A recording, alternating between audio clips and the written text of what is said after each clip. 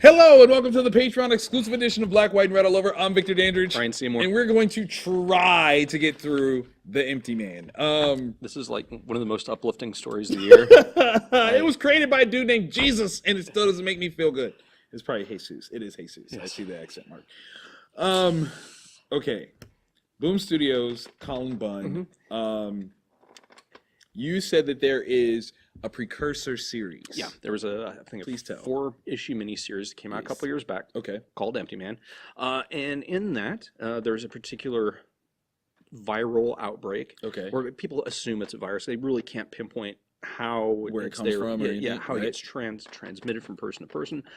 But what happens is the series of symptoms are first you start having hallucinations. Your hallucinations get worse. Okay. And then you sometimes become comatose. Oh. And at times, once you get out of that comatose, you become violent.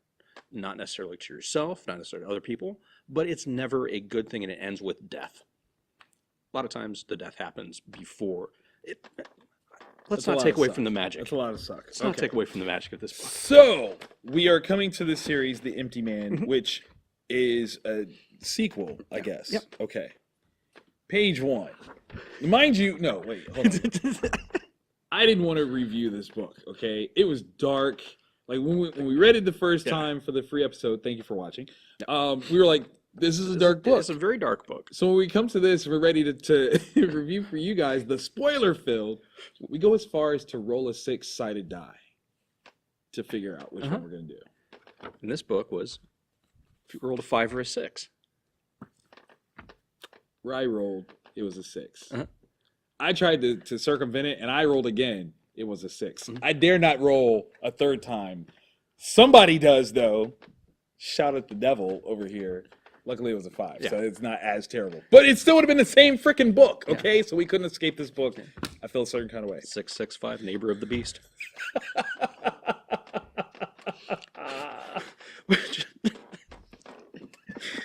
Six, 7, 5, 3. Okay, it's actually 8, 6, 7, but whatever. It worked. I did, right? You're with it. You're with it. All right, page 1. Yeah. Riots. Yes. We start with the inner monologue of someone who is very troubled but self-aware of the troubles that they're in. That's like the worst kind of thing. That is the worst. Because if you're troubled but you don't know it, then there's a bliss. There's ignorance is bliss. Yeah. Yes. But to have that self-awareness, to know something is wrong, that's horrifying. Right. Something is wrong with me, but I think there's something wrong with all of us. Yeah. So you have this self-aware acknowledgement, but then at the same time, you dismiss it in the same tone. Yeah. We're all kind of out there, though. Yeah, it's crazy times. You know. We start with the image of a riot. Yeah. A quiet household. And then, that third panel is so... This is how I knew things were going to go to a dark... horrid place. I should have known from the cover. I really should have. Yeah, the cover does not offer any warmth or safety. Yeah, no. But we see a suicide pact enacted. 7 individuals swaying off of the overpass. Can you imagine being on your way home from work? And people are still driving. Right. Like, that's the thing. Look, but they're going really slow. You know there's rubbernecking like a mug on that one. How the since the Empty Man disease has gotten this far, are people just numb to it anymore? Oh my God! If they just keep. Oh look, people jumped. Man, yeah, Tuesday. Ooh, it's like even darker now. It is even darker. They left a note saying the Empty Man made me do it by painting that on the side of the overpass. Hopefully with paint, but we'll get to that. You just had to. Just throw that out there. This is where I have to watch The Conjuring to feel better about my life. Thank you. I'm gonna watch Insidious to make myself feel better. So a father and his daughter are watching TV when they hear a blood-curdling scream, yell thing from upstairs. Yarg. That's not okay. Yeah, it's not okay. What they were watching was the news. Which is really digging into what this world is like. The outbreak, it's a full-on pandemic. Yes, they can't discern what's causing it. They can't stop it. Yeah. All they know is that this is seriously a cry for help, where they're like, look, if you're aware of anyone acting strange, including yourself, Yeah. notify someone. Yeah. Because, and that's the thing, like, again, with that self-awareness, if you're acting strange, Yeah. you're strange right now, you might want to tell somebody. Yeah. But they don't say what happens to you when someone comes and collects you. Yeah. So the dad goes up to the stairs Mhm. and calls for his wife, Melissa. Yep. Honey, are you all right up there? And then we see Yeah. one of the places. I mean, obviously, this is like an asylum of some sort. Yeah. People in straitjackets. The description that they give later on of what these people look like when they're in this state is as though they are looking off in the distance, listening to someone else speaking to them. Yeah. Which that's we don't know if there's a supernatural compartment to this or don't. not. We Like don't. that's the We horrifying thing. This is deep rooted in the creepypasta style, Slender Man type thing. Yeah. There have been an upsurge in new religions. Yeah. People that are worshiping the aspects of the empty man entity, the virus itself, the afflictions. Yeah. Because it's, bubonic plague. Right. Everybody thought it was like something supernatural. Right. But at the same time, I don't know. It's in a very warped sort of way. I can see their perspective of what if people really are seeing something? So they're a catatonic state. Right. What if this is a moment where they can see the divine, see the supernatural? How do you take that away from them? Yeah. Going into like a deeper sense of things, like the notion of two kids having seen the empty man, and the media frenzy behind that, like it speaks so much to the social media age that we're in, where if you say something, I've seen Slender Man and I can prove it and blah blah blah, you could be a celebrity for 15 minutes for sure. Something goes viral on Instagram Quick, all of a sudden it's a thing. The guy continues upstairs to find his wife writing. But this is the messed up part, is all over the wall in blood, she's written words, but the words are all of that dude's thoughts from jump. Yeah. And that is this entire self, like, internal monologue, she's chronicling as a blood journal on the walls and the floor. And he walks in and he sees it, and of course he's like, oh my God, are you all right? And he rushes to her and he's like looking at her arms, which are covered covered in blood. She's the nightie that she's wearing covered in blood she's got on her face, and he's like, no cuts, no scratches. Where her response is so disturbing. Andrew, it's okay, I'm all right, it's not my blood. To which he says, then where did it come from? Turn the page. We don't get a freaking answer. Right. Okay? We just go to another scene. We go to something else. Dude. It's a deeper showcase of how far this has gone. Yeah. People tearing at themselves. Yeah. People having, mass or because that looks like that looks like a mass killing. Dude walking into a place, work shootings and horribleness, or worst case, people just disappearing. Yeah, that's probably the most terrifying thing, is where did they go? Right. We don't even know yet. Don't even know. Just all around, man. This is murder cults. Like, that's metal. That dude's ripped. He does ab workouts. He definitely does. And then wears the skull of a sacred ram. That's something to do. Yeah. This third panel here. Yeah. Little kids riding their bikes in the neighborhood while being flanked by armed SWAT teams. Yeah. Because they're moving in on something. Right. Like, please, Lord, no, this Gestapo-like gestures. Yeah. Me no likey. And then I don't even want to. Yeah, that final panel. Thanks. So we go back to the family. It's the next freaking day. Yeah. You still don't know where the blood came from. And the family looks so normal, so picturesque. What makes it wrong? Right? They're just kind of having a talk. The daughter is like, "Hey, I think I'm gonna not go to school." The husband's like, "I'm not gonna go to work today. Yeah. I got time. I'm cool." Yeah. She's like, "I don't think I'm gonna go to school." He's like, "No, no, no. You've been out of school enough. You need to go back." Yeah. Normalcy. Yeah, like Learn. let's keep it routine. moving, keep it rolling. The wife, of course, is like, "Hey, listen, I'm fine. Yeah. You don't have to worry about me. It's not her blood. Like, chill." She's clearly like on the verge of like being a little annoyed by it. Like, "Hey, listen, I said I'm okay. Yeah. Cut it out."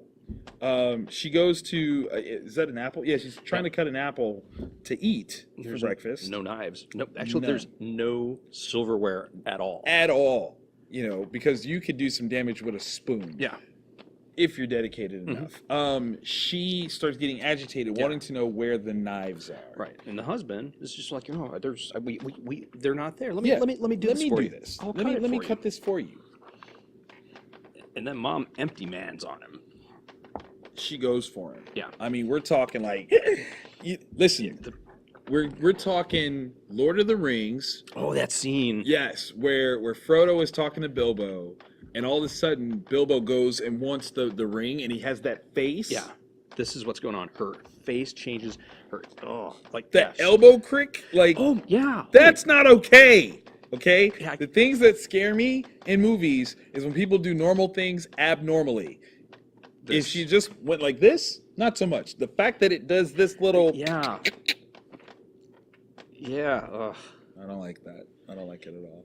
Yeah. The dad is able to restrain her, which is great, and tells the daughter to just go to school. Just go. Like, the daughters might. How are you supposed to concentrate? Right. On anything. Yeah, because all you know is physical violence is happening back there. Mom's attacking dad, but that's so. Oh, it's so not right. I mean, if you're living in this world where this virus, the empty man virus, is real, right? Yeah. Clearly, she has to know that her mother is suffering from this now. Yeah. So, what sort of internal thing, what kind of place is she in where you know this? Yeah. Like, your mom is now a potential threat. And that's one of the two people that your safety, your home is they're cornerstones. On your parents, man. But then there's the second question of, what am I next? How is it transferred? Because nobody knows. Okay, so she goes to school. Very Stranger Things kind of moment here where her friends are like, "Hey, where you been? No text much. Hello." And she's like, "Look, I've been sick. Battery's dead. Sorry. My family is sick." Right. So everybody's kind of like, family? Yeah. Like everybody? We're talking like the flu? Are we talking MRSA? Are we talking... Right, like, are they all dead now because you've murdered them and decided to come to school and do the same thing? Yeah. These are the questions. She goes to class, and this teacher decides to give them a timed assignment. Yeah, pop quiz kind of thing. Yeah, they're unprepared for it. They haven't studied, clearly. There's not a thing for you to study. It's 5 questions. Yeah. 5. God damn, that 5th question. Dude, I'm telling you. I'm telling you. Okay. First question. In as much detail as possible, please describe all of the suicidal thoughts you have had in the last 24 hours. Use the back of the page if needed. Okay. That is already like a heavy question. Yeah, and these are kids. I'd ballpark 10 years old. Like I want to give them more than that. I want to give them high school. Okay. But even giving them high school, that's still like that's a lot in 24 hours to have an expectation that this is where yeah. No, I want to hug all of them. Yeah. I want to hug all the babies and be like, it's going to be okay. Please don't dwell in the darkness. But we know what this questionnaire is about. It's not a pop quiz. No. They're fishing for something. Yes. And how only one kid reacts oddly to it. Oh my God. Question number 2. Yeah. Please describe the person in your class you feel is most likely to suffer a violent outburst. If this person is you, please describe the form this violence might take place. What? Yeah. Yeah. And then the questions get really, really weird with like, how would you describe the breakfast you ate this morning? That was question 3. Right. It's such a psychological step back kind of Yeah. question, where you're like, oh, it was meh, and you're like, uh-oh, nope, that's not a good answer. Yeah. I have no idea what question 4 is. Right. Because it's like a do you fail to something when you are something? Yeah, but then question 5, I won't. That's yeah. It's really, really, really, really, really. There's no good place. That Let's you can, let's do keywords here. Yeah. Sex crimes, children, punishment, publicly whipped. Those are words that we can see. Yeah. But the thing is, kids are just writing the answers. Right. Like that's Like they actually have answers to this. right. That's the world that they exist in.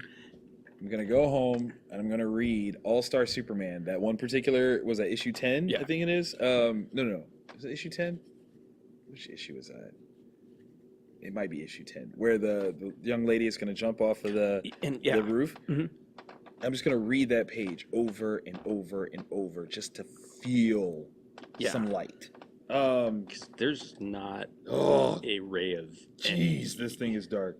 There are 2 G-men that Yeah. are watching Yeah. over this classroom as they fill this out. Mhm. Like, I think kid puts anything oh, for question 1, you know they're being taken. that's so bad. Oh, So bad.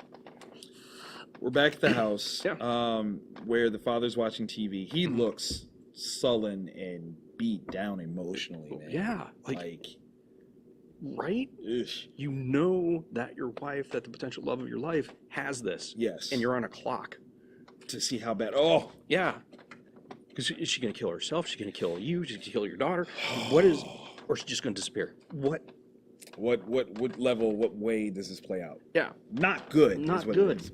Yeah. What he's watching is an expert describing what the actual stages Yep. are, and he's on a Good Morning America style show. Yeah. Where the cross-examination from Yeah. the anchors Mhm. point to the innate skepticism of the general public. Yeah. You know, you're giving outlets and access to an excuse for people to Yeah. just do stuff Yeah. and then blame it on this condition. Yeah. Well, there's no way to track it. We don't know how it moves, but it all is the same thing. Every case is similar, with only the violence, how it erupts, and yeah, it's rough. Like this is if you didn't read the first miniseries, these 2 pages, this middle section, Yeah. kind of give you almost everything you need to know, and Here's the biggest problem that I have Mhm. right now. All the dark and horrible, depressing things that we've just described, and only now, just now, did we get to the frickin' staples in the book. Okay, Yeah. like that. We're Yeah. at the halfway mark Yeah. of the product here. This is the most horrible thing, and we're halfway. because you would think that There's more. that final panel where he's like, shut up, all of you," and he turns That could the have been TV the end off. of the book. I would have been fine. Yeah, but no, it just gets more shiny happy. Because Melissa's upstairs looking out the window, The watching, boarded up window. yeah, watching people walk down the street, and 2 of the panels I think were from our point of view what we would see, Yes. and then there are a couple panels where we see what she sees, and they're like, I don't even know if they're Meat monsters. sacks. That's Yeah. the only thing I can describe it as. Meat sack creatures strolling down the street. Carrying meat, Yeah. which is weird because they've got Tupperware, Right. how we see it, Right. and But there's one guy in the middle no Tupperware. that's not carrying anything. Yeah. And he kind of There's stands out. There's a grin, like everybody in the group is stoic except for him, and you can kind of see just a little bit of a grin. Yes. She starts screaming, "Let me out, let me out." And he's just like, Andrew can't deal, man. Like, I mean, who could? Yeah, he's like just saying quietly to himself, "Stop it, just Please just stop. Yeah. I don't want to watch this movie. Yeah. At all. This crazy. He's going to go upstairs. He's apologizing, Yeah. because he's fearful, like maybe she's gone to that place, Yeah. and now it's too late, and he's got to go upstairs Yeah. and check on her, but all of a sudden there's a knock on the door, knock." and he goes back. Because he's like, I like that moment where he's torn. Like, do I go upstairs? upstairs Who or the go hell's back? knocking on my door? Like, Right now, of Yeah. all times, what? He goes and he opens the door, and those people that were walking around Yep. are at his door. Mm-hmm. And the devil himself, I don't care who he is, like he's the devil. Like it's perfect for who he is. But all the people now are smiling too. Right. That's Like they're here in joyous occasion, and Yeah. they're all like, "Hey, we're here to help with your wife's sickness." Yeah. And they barge into his house. Yeah. Like he doesn't invite them. These are not vampires that need to be invited in order to abscond in your house. They just walked Just in. walked in. I mean, people are literally walking into his kitchen like, "Nah, we got this. With Tupperware, which I We still know where don't- we are." Yeah. And the guy, the Ugh. devil makes a couple really good points. Like if we were able to figure out that she has empty man, how far off are the police, the CDC? Trust they're coming. Yeah. No, let us help. And he's just kind of like, you guys are creepy. No. You guys are absolutely creepy when his wife lets out another blood-curdling scream. Oh yeah. And the collective respond with amen. Yeah. What? They just want to meet Melissa. What? No, I'm good. Yeah. Oh, it's so. He's like, look, you need to get out of my house. And Creepy McCreepface here is still just like, hey, listen, Mr. Carey, we'll leave, but trust, if we can figure it out, we're not the only ones. Yeah. Okay? Like, we're going to tell you that right now. The daughter is on her way home, and she gets off the bus, heading to her house, and she gets called. Yeah. A couple people. Monica Jensen and Owen Marsh, part of a joint FBI CDC task force. Specifically tasked with dealing with the empty man outbreak, and they want to ask her a few questions. So Creepy Dude is not wrong. They're right there. Now, are these characters from the original series? Yep. Got that impression when she said that. I don't want to read no more of this. It's oppressively dark. It's well written, Yeah. good art. I will never pick up another issue of this book. No! I need all the puppies to just smother me with love right now. Yeah. I need to just lay naked in a pile of marshmallows, gummy bears, and unicorns, Yeah. okay? I cannot shower fast enough after reading this book. I absolutely loved it. It's so atmospheric, So and dark. the fact that You they can taste the despair. yeah. There's Oh, no happy ending. oh, There can't be. oh man. Like we've found that the purple Flintstones vitamin will. No. No. You all will be cured if you eat black licorice and jelly beans for now, forever or more. You're like, so I'm probably gonna kill people tomorrow. Yeah, And that's, man, the Empty Man, Boom Studios. There you go. Thank you guys for watching. Hopefully you survived this whole spoiler-filled review. Yeah. I need to go hug a baby. Come here, boy. I gotta hug you. Come here. No, I need it. I gotta hug my kid. I can't. Oh, God. Oh, this book is bad. Oh, thank you. Oh, I need a... Oh, Ryan, where you at? Ryan? No.